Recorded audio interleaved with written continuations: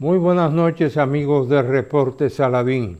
Aquí estamos de nuevo para analizar cuestiones del más alto interés nacional y, por supuesto, dentro de lo que ha sido esta semana recién transcurrida, no había un tema que tuviese mayor relevancia para la República Dominicana que el tema vinculado a si era el 3 de agosto del presente año, donde unos 50,000 haitianos acogidos al TPS, al permiso temporal de residencia en los Estados Unidos de América, que tendrían que salir de los Estados Unidos de América en esa fecha, el 3 de agosto, o si, en caso contrario, la decisión que había tomado la administración anterior de Joe Biden les permitiría a ese 500,000 de haitianos acogerse al TPS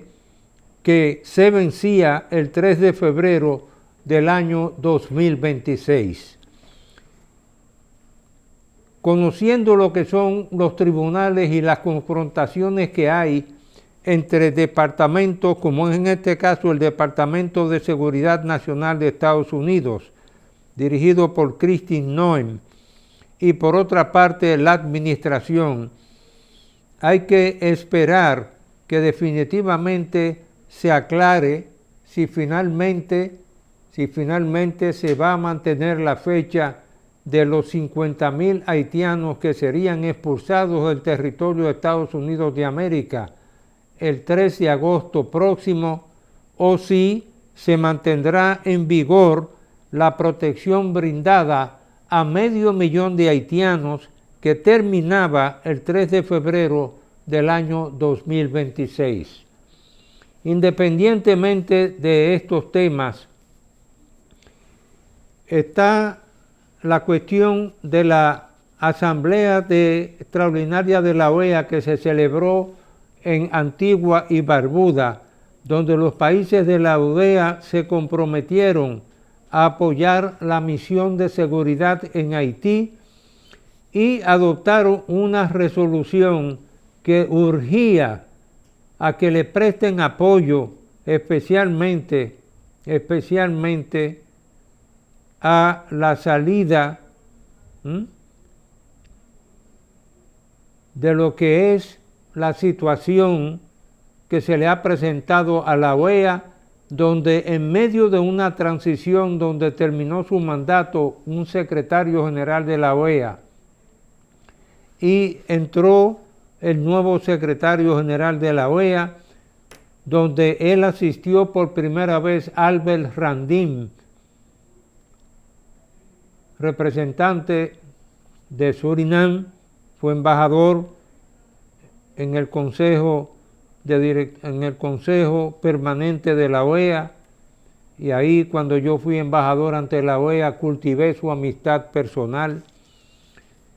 En esta oportunidad, esa fue su primera Asamblea General en Antigua Barbuda, país ese que había mantenido una actitud muy crítica y severa contra la República Dominicana.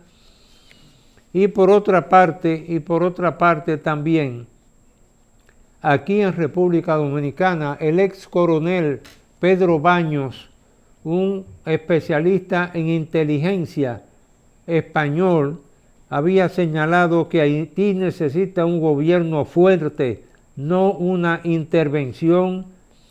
Inclusive él rechazó la idea de la contratación de mercenarios por el gobierno provisional, el Consejo Provisional de Gobierno de Haití rechazó la contratación de mercenarios para hacerle frente a la situación de violencia que han impuesto las bandas de secuestradores y asesinos en el vecino país.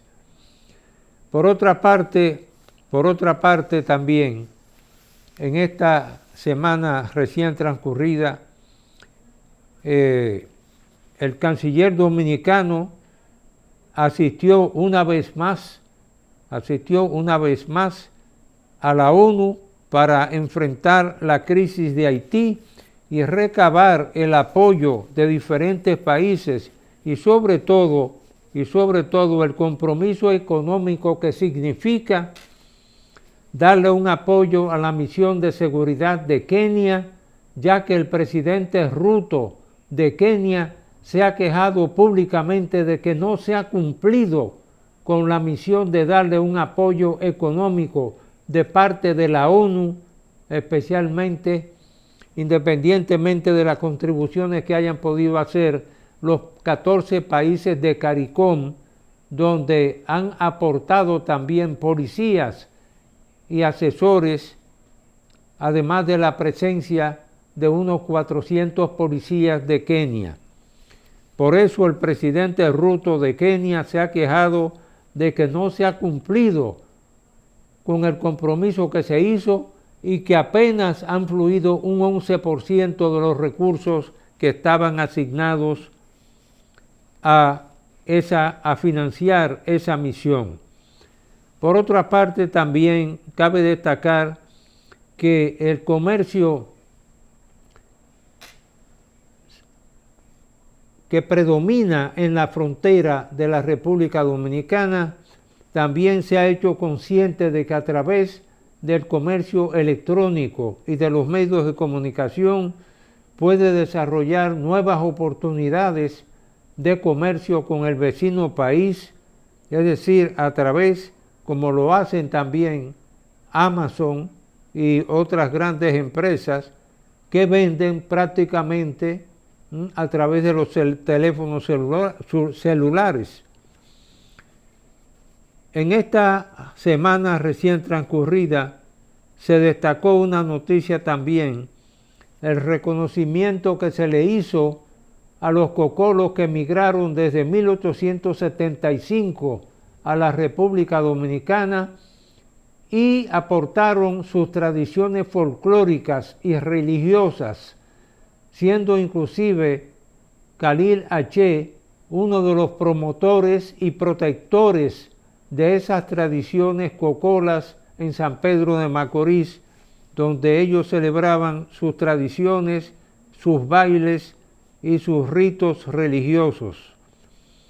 Por otra parte, cabe destacar que también el ex coronel Pedro Baños, en esa entrevista que dio para la prensa en Santiago de los Caballeros, pidió un gobierno fuerte para Haití. Y asimismo el secretario general de la ONU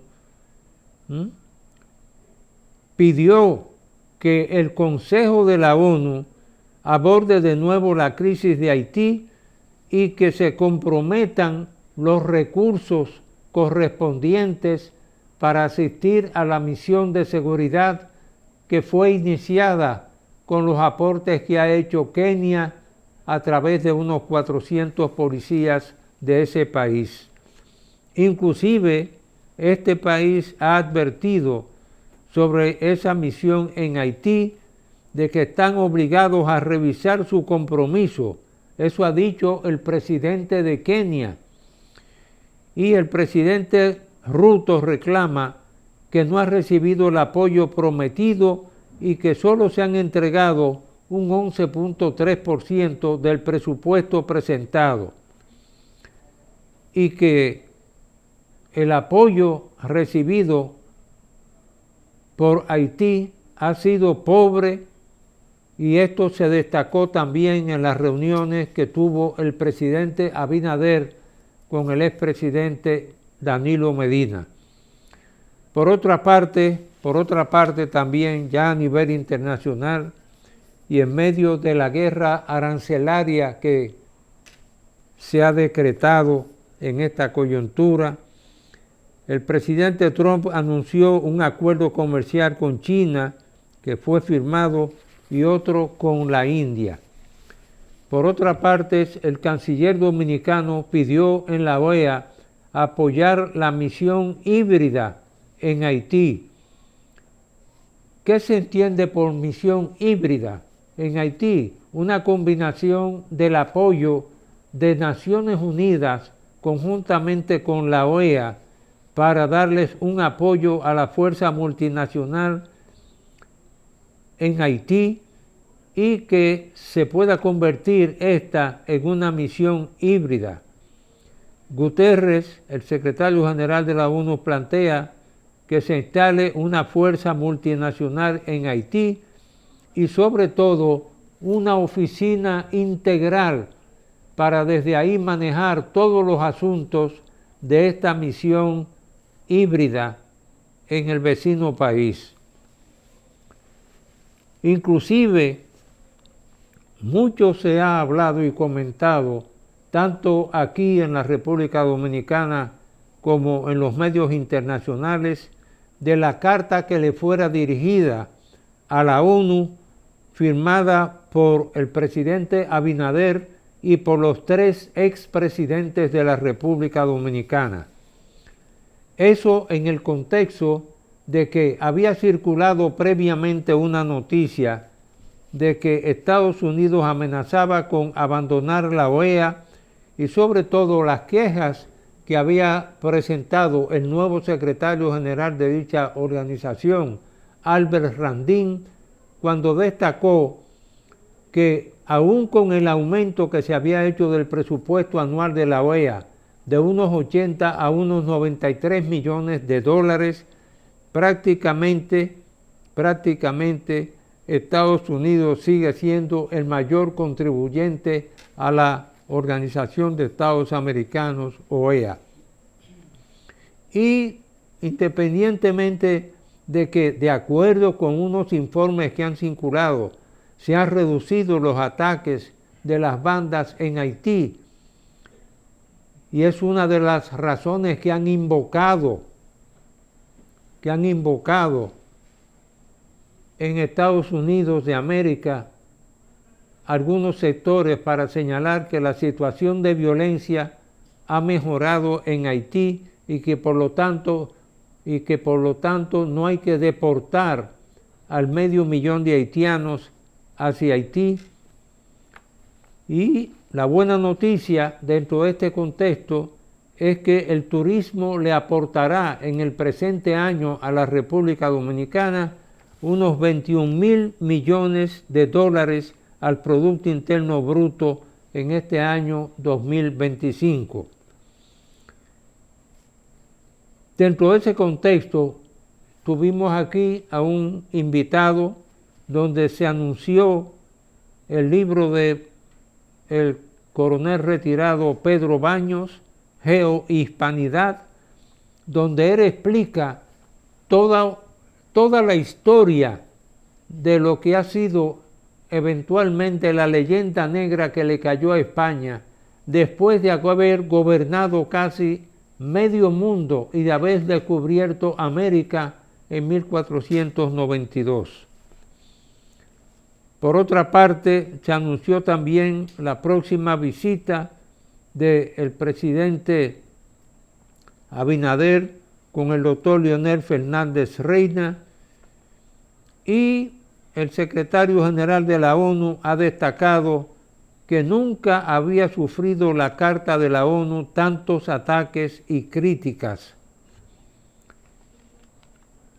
Finalmente, un comentario breve, y es que la OEA pospuso la aprobación de la resolución vinculada a Haití, algo que parecería realmente irracional en este contexto, porque si hay un país con la historia de sanciones que ha aplicado la Organización de Estados Americanos a los diferentes casos y ocurrencias, inclusive el que envolvió a República Dominicana con el atentado que le hizo a la vida de Rómulo Betancourt allá por los años 60, y en ese caso las sanciones aplicadas fueron ruptura de relaciones diplomáticas, comerciales y de todo género, cierre de las embajadas en República Dominicana, y solamente quedaron operando los consulados. Aparentemente hoy la OEA no tiene esa voluntad de sancionar a los países que están violando la Carta de la OEA, y Por otra parte, esta posposición de la aprobación de la resolución vinculada a Haití no da una buena señal en la presente coyuntura. Hacemos una breve pausa y retornamos en unos instantes.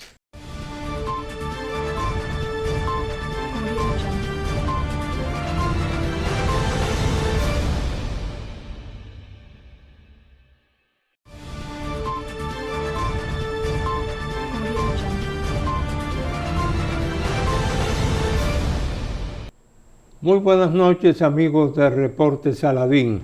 Aquí estamos en la segunda sección de este programa con un invitado muy especial, el doctor Eduardo Gautreaux de Wynne, para hablar de un libro en preparación que él tiene sobre su abuelo Clodomiro Gautreaux Rijo y las investigaciones que lo han llevado desde el extremo oeste de la isla hasta Barahona. Y ahí en Barahona, independientemente del rol jugado por don Clodomiro Gautreaux Rijo, también está la figura de fondo de Luis E. del Monte, que fue el donante de los instrumentos musicales de la banda musical de ese municipio. Queremos darle la más cordial bienvenida al doctor Eduardo Gautreaux de Wynne por dedicarnos tiempo para reconocer a ciudadanos que en las provincias de nuestro país tanto han aportado y sin embargo hoy en día no les son reconocidos esos méritos, sobre todo ciudadanos a quienes sacrificaron parte de sus vidas a trabajar y a llevar también, ¿por qué no?, buena música a diferentes provincias. Buenas noches, don Roberto. Para mí es un placer y un honor inmenso estar en su programa, interactuar con usted. Usted fue una de las figuras titulares de mi infancia, por asuntos de cercanía con sus familiares y porque además usted está ligado tanto a mi madre y a mi padre como a mi tía Luisita en asuntos laborales. Usted era uno de los superhéroes de la época. Gracias. Así que para mí es un placer y un honor. Sí, como en efecto usted dijo, investigando sobre mi abuelo, Clodomiro Gautreaux Rijo, el maestro Totí, que siendo del Ceibo, oriundo del Ceibo, criado y formado en el Ceibo, luego baja a Barahona para desarrollar la música en Barahona. Número uno, reorganizando la banda de música, contratado por el ayuntamiento, y además fundando una escuela en la misma Barahona, que además se extendió por todo el sur profundo, a tal punto que incidió en el desarrollo de la música en Pedernales, en la descubierta e incluso un poco más cercano en San Juan, a tal punto que en Barahona y en San Juan hubo calles con el nombre de mi abuelo, y en San Juan de la Maguana se hizo una escuela musical que le puso el nombre de él, un discípulo de mi abuelo. Ahí entra don Luis E. del Monte. Cuando mi abuelo llega a Barahona a final del 1921, está reorganizando la banda de música y faltaban instrumentos. Y don Luis, que era un filántropo, ya había regalado el parque, había regalado la torre del reloj, había regalado parte de la remodelación de la iglesia, muchas cosas, el puente.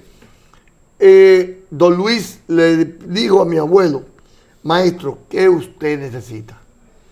Y fue don Luis que donó los instrumentos, un juego completo de instrumentos musicales, e incluso tengo entendido que con el tiempo donó también partituras musicales que mi abuelo solicitó y la mandaron a buscar fuera para tener mayor cantidad de partituras, de probabilidades de ejecución de música y aumentar el acervo musical de los barahoneros. Esa fue una época de oro de Barahona, desde el punto de vista cultural, desde el punto de vista económico, con el desarrollo del ingenio Barahona, que eso motivó el desarrollo de la música, de incluso de los montajes teatrales, hasta los reinados de belleza a nivel de adolescentes y de jóvenes que estaban de moda, y también el desarrollo deportivo. Todo eso fue de la mano con el desarrollo de la economía como punto de referencia, el ingenio, y personas como don Luis E. del Monte, un filántropo a carta cabal. Ahora que están hablando de la ley de mecenazgo, ahora que se le están pidiendo a los empresarios que apoyen el desarrollo cultural de la nación, don Luis fue un ejemplo, porque eso lo hizo él sin ley, sin disposición legal que lo obligara, a veces hasta sin pedirlo. Todo el que lee sobre don Luis del Monte sabe que él hacía cosas antes que se lo pidieran.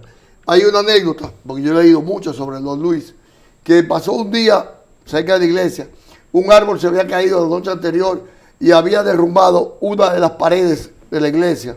Parece que las paredes del patio o de alguna construcción adyacente a la iglesia. Inmediatamente don Luis mandó a buscar un albañil, dio todo para los materiales, y antes de que el párroco se enterara, ya estaba reparada la pared. Esas eran las cosas de don Luis.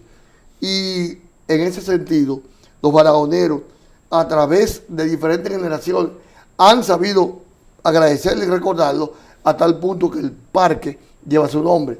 Y hay una calle que también lleva el nombre de Luis E. del Monte.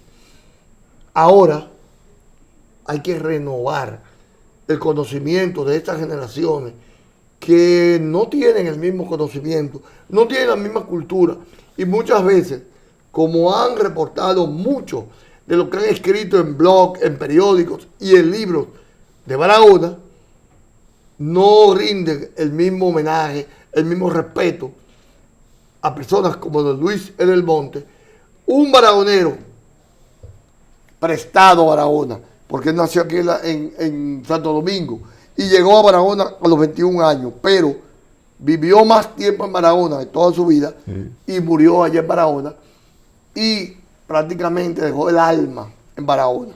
Era un hombre por el cual Barahona fue una cosa diferente, luego con el impulso, con los aportes de Luis E. del Monte. Yo me alegro mucho que tú hayas mencionado, Eduardo, precisamente a don Luis en relación, vamos allá a hablar indirectamente con el ingenio azucarero, el impacto que tuvo el ingenio azucarero. Porque el segundo gran impacto que recibe Barahona lo recibe cuando precisamente Luis E. del Monte, que era capitaleño, criado por el padre Villini, y hay que saber que se educó en el Colegio San Luis Gonzaga, donde él obtuvo el título de bachiller en Filosofía y Letras, y fue un alumno brillante del padre Villini. Pero al mismo tiempo desarrolla esa plantación de café. Primero tiene una tienda, una vez que él se independiza, tiene una tienda de telas y objetos de ese tipo, y luego, tan pronto él puede comprar una finca, que él llama Mi Propio Esfuerzo, él tipifica el café dominicano y lo coloca al lado de lo que era en esa época el café colombiano, que era el café más prestigioso. Registra las marcas con L.E.D., Luis E. del Monte. Registra esas marcas, y el gobierno de turno, el Ministerio de Agricultura, ponía como ejemplo cómo un dominicano había sido capaz de desarrollar un producto agrícola, registrar el nombre comercial fuera de la República Dominicana, ya que don Luis tuvo también oficinas en Europa, y por otra parte le dio al café ese poder que tiene hoy en República Dominicana, independientemente de que por un impuesto que gravó al azúcar, café, cacao y tabaco, en la década de 1970, y yo inclusive le advertía entonces en esa época al presidente Balaguer las consecuencias que tendría ese impuesto a los productos tradicionales de exportación. Pero el hecho es que ese impulso que le dio al café dominicano, resulta que hoy el producto que más dinero mueve a nivel mundial después del petróleo es el café, cosa que cualquiera no creería. Exactamente. Los vietnamitas, por ejemplo, después de la guerra que hubo entre Vietnam del Norte y Vietnam del Sur, cuando tuvieron que reforestar a Vietnam, los reforestaron con café y se han convertido, después de Brasil, en el segundo productor de café del mundo. Inclusive aquí se ha importado café desde Vietnam. Pero toda esa obra de don Luis como una persona apegada al desarrollo de su provincia, definitivamente donando la primera iglesia católica de concreto armado, el primer puente para comunicar a Barahona con Pedernales, la donación de los instrumentos musicales, ese reloj hecho en Suiza para el ayuntamiento que da la doble hora. Porque a los barajoneros hay que decirle la cosa dos veces. Hay que decirle la cosa dos Mire, veces. yo creo que más de dos veces. Fíjese, precisamente, oyéndolo usted, yo recuerdo todo lo que he leído de don Luis, y lo pongo como ejemplo de un empresario. Y lo quiero llamar empresario, porque en ese momento quizás solamente lo decían como un dueño, un comerciante. Se usaba más el término de comerciante. Pero don Luis era mucho más que un comerciante. Ya que usted mismo dice, de toda la diversificación de sus inversiones y el desarrollo del café de Barahona y la internacionalización.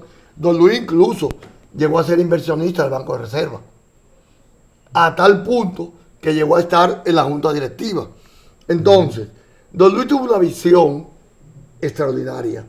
Ojalá que los empresarios de hoy tengan tan buen corazón y una visión de patriotismo, de nacionalidad, de sentir por sus provincias, por sus comunidades y por sus pueblos.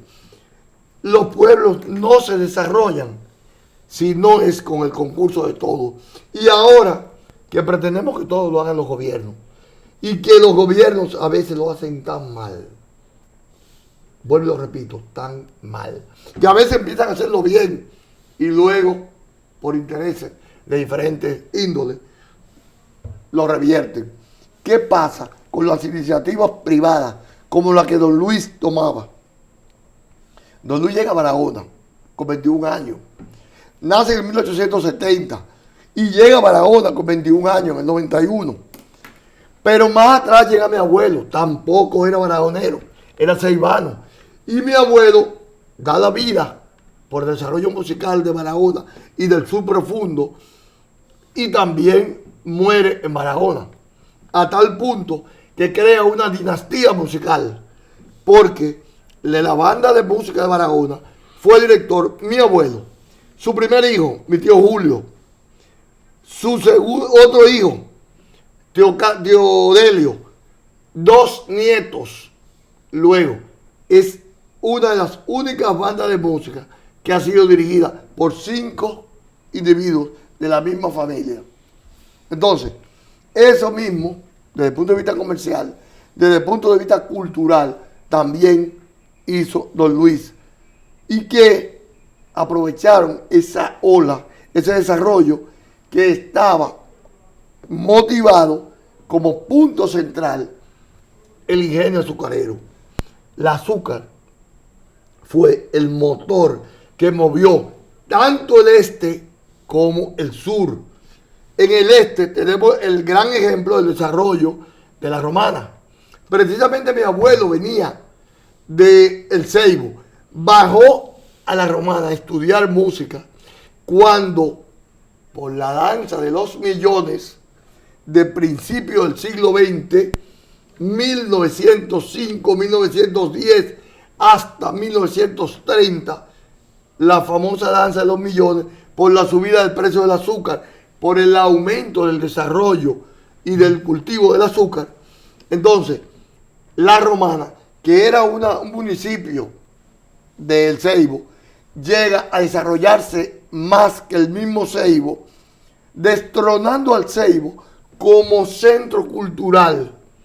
Recuérdense que el Ceibo era una de las provincias más grandes desde antes de la formación o lograr la independencia, y que el Ceibo fue un punto de hegemonía política y social del país y mucho más del este. Bueno, con la danza de los millones, con el desarrollo de la industria azucarera, La Romana se le va adelante al Ceibo, y ese es el motivo por el cual mi abuelo baja del Ceibo a La Romana a terminar de formarse como músico, con un maestro que había bajado de Higüey a La Romana. Entonces, luego de terminar su formación musical, se va a Barahona por las condiciones, las fabulosas condiciones que le ofrecían a un músico, a un maestro, que reorganizara la banda de música en Barahona y que impulsara el desarrollo. Y todo eso vino motivado por la bonanza y por el desarrollo de la economía y de la sociedad barahonera. Doctor, vamos a hacer una breve pausa y retornamos en unos instantes. Exacto.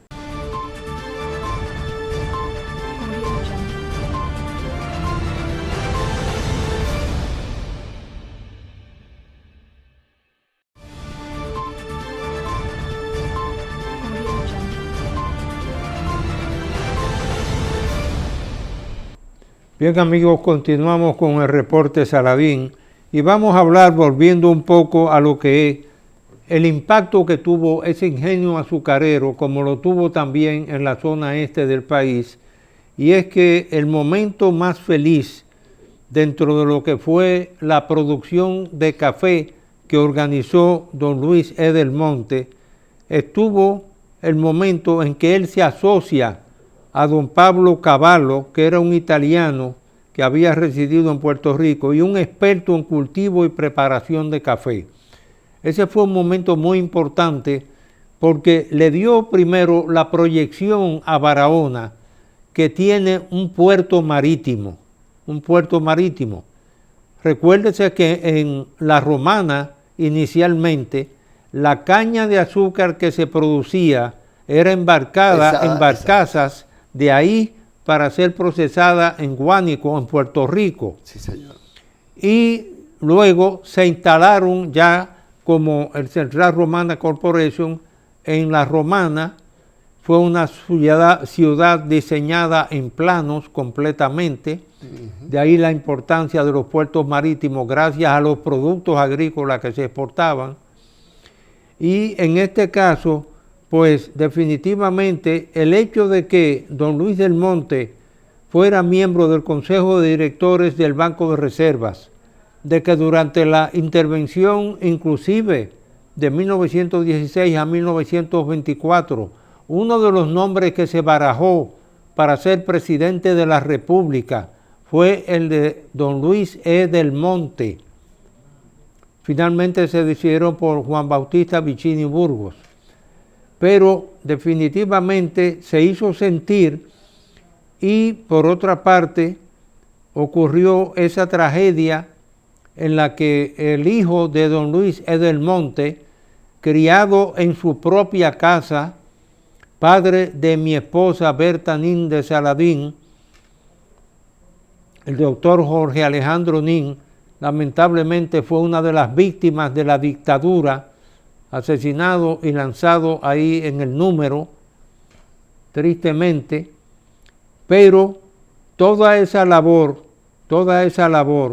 incluyendo el hecho de que, por ejemplo, una personalidad como María Montés iba donde las tías Luisita y la otra tía de mi esposa Berta a darse lo que María Montés llamaba un baño de cerebros, a preguntarle sobre cómo era la educación y las modas en Europa, ya que ellas dos se habían educado en Europa.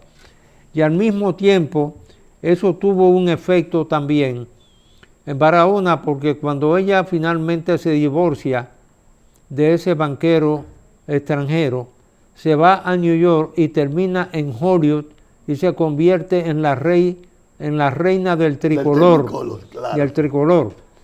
Yo mismo trabajé con un grupo de barahoneros y una vez el presidente de la República, el expresidente Leonel Fernández Reina, me preguntó: don Roberto, ¿y por qué es que usted habla tanto de Barahona? ¿Usted tiene familias en Barahona? Y digo, sí, yo tengo familia, pero yo creo que usted tiene también un abuelo barahonero por ahí.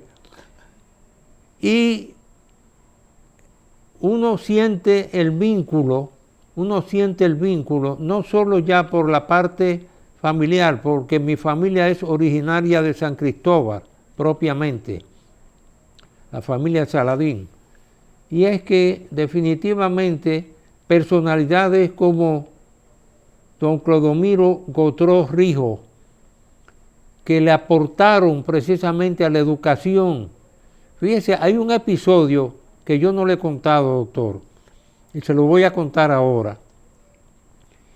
Y es que a mí me tocó recibir a don Enrique de Marchena y Dujarric como embajador designado en Bonn. Yo era agregado comercial de la embajada con Jaime Ricard, pero cuando don Jaime Ricard regresó a República Dominicana, me quedé como encargado de negocios y me toca recibir a don Enrique de Marchena y Dujarric.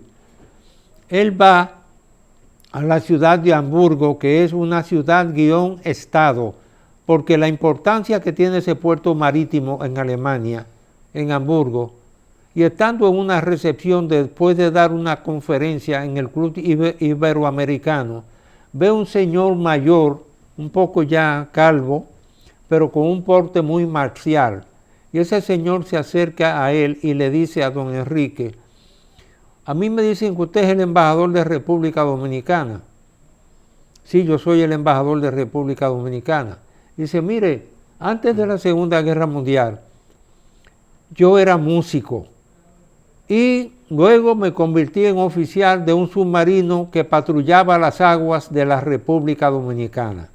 Y en una ocasión me avisaron que había una motonave y como un torpedo costaba 20.000 marcos alemanes en esa época, eso era mucho dinero, yo tuve que hacer salir a flote, inspeccionar la carga de esa motonave y para mi asombro, la carga que tenía la motonave eran 6 pianos. Entonces le dice don Enrique de Marchena y Dujarric a ese señor que era capitán de ese submarino, ex capitán de ese submarino. ¿Y usted sabe quién era el secretario de Educación de República Dominicana que ordenó traer esos pianos a República Dominicana? Para la región fronteriza, la persona que está hablando con usted. Fíjese cómo coinciden ese hecho. Yo mismo en la descubierta, con la abuela de Nelson Pérez y Pérez, alias Chicago, era muy conocido en Barahona, Nelson Pérez y Pérez, visitando una vez a su abuela, me encontré ahí en la descubierta con una casa de madera, yéndose casi de lado, pero había un piano, de esos pianos que fueron llevados a la frontera en esa época para la educación musical de la gente de la raya fronteriza. Don Roberto, pero usted no sabe que yo también tengo una primicia, porque si usted me tira la caja, yo le voy a tirar los cajones. Ese don Enrique Marchena Dujarric, cuando era Enriquito, cuando era joven, que empezó a escribir en el Listín Diario de cultura y de música, sí, fue uno de los primeros que propuso la construcción del Teatro Nacional y la construcción de un Conservatorio Nacional de Música aquí en Santo Domingo. Y don Enrique fue uno de los músicos que participó en el primer Congreso Musical Dominicano, que se convocó en 1927, del cual mi abuelo fue el promotor, el iniciador, y fue secretario general del Congreso. Y el presidente de ese Congreso fue nada más y nada menos que el maestro Chuchu Ravelo. Por lo tanto, en el Congreso Musical Dominicano, en el primer Congreso Musical Dominicano, coincidieron don Enrique, que era muy joven, mi abuelo, que era el secretario del Congreso y organizador, y el maestro don Jesús Ravelo, José Jesús Ravelo. Pasando a otros temas, fíjese las coincidencias que existen a veces, independientemente de que yo le decía a don Enrique de Marchena, Opus 90, porque tenía una cantidad de obras musicales escritas. Exactamente. Y es que en 1935, don Luis del Monte fue nombrado como delegado a una conferencia internacional sobre el cacao. Y la defensa que él hizo de los productores de cacao de República Dominicana y del mundo, en comparación con el dinero que ganaban todos los que elaboraban los productos del cacao a nivel mundial, en comparación con ese asunto, recibió una felicitación de las autoridades de República Dominicana por esa defensa que él hizo del cacao, y hoy la tonelada de cacao se está vendiendo al precio que se está vendiendo, precisamente por esos pioneros. Por esos pioneros que lucharon, y don Luis, que era un cafetalero, asumió la defensa del sector cacao en 1935. Claro. Es mucho decirlo de lo que era la calidad humana de esos hombres, sí, que tenían esa visión. Y la visión, mire, vamos a decirlo así, eran hombres de Estado. Hablamos de que un hombre es un hombre de Estado cuando generalmente es un gobernante que sienta las bases de desarrollo y tiene visión de futuro de su nación. Pero hay hombres de Estado fuera de la política, hay hombres de Estado fuera del poder, hay hombres de Estado que piensan en la patria grande, en el futuro, y que sientan las bases de los cambios y los desarrollos. Lo lamentable es, con todo esto que hemos hablado, cómo está Barahona hoy en día. Lo lamentable es cómo está el sur hoy en día. Lo lamentable es cómo está el Ceibo hoy en día. El Ceibo de mi abuelo, la Barahona de mi abuelo, que en el parque hacían una retreta interpretando música de los grandes maestros, Chopin, Beethoven, de todo.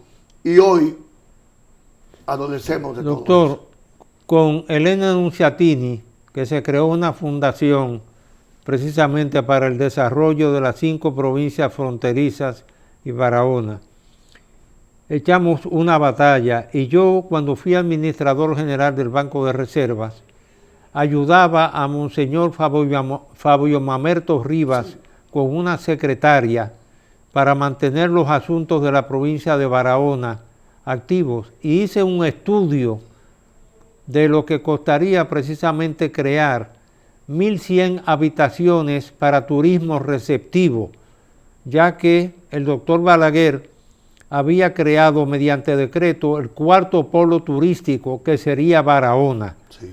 Ahí vino la decisión del gobierno Jorge Blanco de construir el aeropuerto internacional de Barahona, y en esa fundación de la que yo le menciono a Elena Nunciatini, estamos de acuerdo con Manuel Morales Lama, Margarita Lama también, con que todos los fanáticos de María Montés estaban dispuestos a donar la memorabilia que tenían de ella, claro, fotos, películas, etcétera, y crear un museo en Barahona. Yo hice gestiones, llegué a hacer para una casa que había en la Casandra Damirón, que había sido sede del Banco Panamericano, pero resulta que esos edificios recibidos en dación en pago no podían ser donados. Pero echamos una batalla en esa época, como la echamos también para sacar el puerto, el embarque de yeso de Barahona también, y llevarlo a Puerto Alejandro también. Y me tocó terminar el Hotel Brisa de Bauruco también, de Julio Chifino.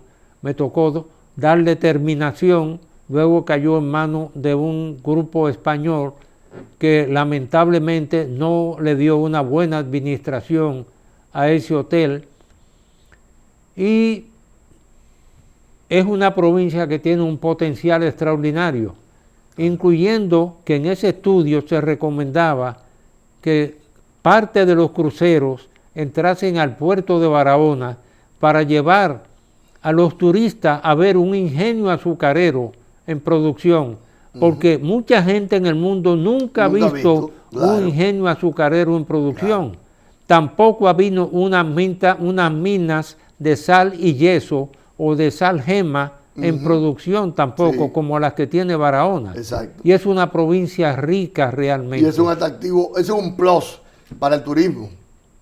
Y con una anécdota agregada a esa situación, me decía Monseñor Fabio Mamerto Rivas, hasta el momento en que él se retiró por los problemas que tenía en la garganta, se retiró ya de su ejercicio. Él me decía, fíjese Saladín, yo no vuelvo más al Palacio Nacional. ¿Y por qué, Monseñor? Dice, porque fíjese, cuando van los santiagueros, habla uno solo y consiguen lo que quieren. Cuando van los barahoneros, habla todo el mundo y no consiguen lo que quieren. Bien. Pero don Luis Edelmonte, Clodomiro Gotro Rijo, sí sabían conseguir lo que querían, sí, y lo consiguieron. Y le dieron el éxito, claro, y el prestigio a la provincia de Barahona que tuvieron, sí, con la acción como hombres públicos, sí, y hombres de Estado que fueron. Pero fueron hombres dedicados, fueron hombres que pusieron el corazón en una meta, en una causa. Yo quiero aprovechar la oportunidad este sábado en la noche a que todo el que nos escucha y tenga datos sobre mi abuelo, Clodomiro Gotro Rijo, sobre la música de Barahona de 1920 a 1930, el que tenga partituras musicales, por favor que se ponga en contacto conmigo a través de las redes sociales, Eduardo Gotro en Facebook, Eduardo Gotro de Wing por Instagram, pero me consiguen fácil. Ustedes meten Eduardo Gotro en Google, porque todavía la obra está en construcción. Ahora me llevo los datos que usted me dijo de don Luis. No sabía que había sido considerado como uno de los posibles presidentes de la República a la salida de las tropas norteamericanas. Eso es una primicia. Y lo que usted me dijo de don Enriquito, eso se suma porque también don Enrique de Marchena es un capítulo de mi obra dentro del desarrollo de la música en el Ceibo, la romana. Queremos agradecerle el tiempo que usted nos ha dedicado, el doctor Eduardo Gotro de Wing, y pedirle a todos y cada uno de los teleoyentes de este programa, el Reporte Saladín, que contribuyan suministrando esos datos. Despido este programa, como siempre le he hecho, con ese inmortal de la literatura española, la frase que él pronunció en 1936, Miguel de Unamuno y Hugo, cuando decía, me duele España, a mí me duele la República Dominicana. Que Dios los bendiga a todos y gracias, doctor, por acompañarnos en este programa. Fue un placer y un honor. Gracias.